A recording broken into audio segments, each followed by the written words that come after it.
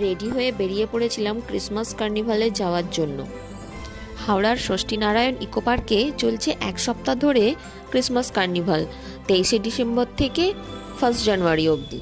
আমি এখানে প্রথম বছর এলাম, যদিও এটা বেশি দিনের পুরানো নয়, বছর কয়েক ধরেই হচ্ছে, কিন্তু এত ভিড়ভাট্টা হবে আমি আশা করিনি। পার্ক স্ট্রিটের থেকে কিন্তু কোনো অংশে কম লাগছে না।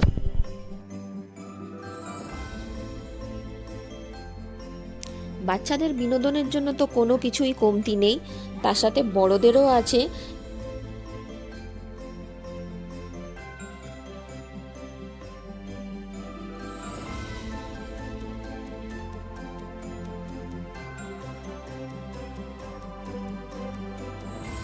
এই আলোর লাইটটা কি দারুণ লাগছে, তাই না? এখানে তো ওপেন স্টেজ করেছে, বিভিন্ন রকম শিল্পীরা এসে লাইভ পারফরমেন্স করছে।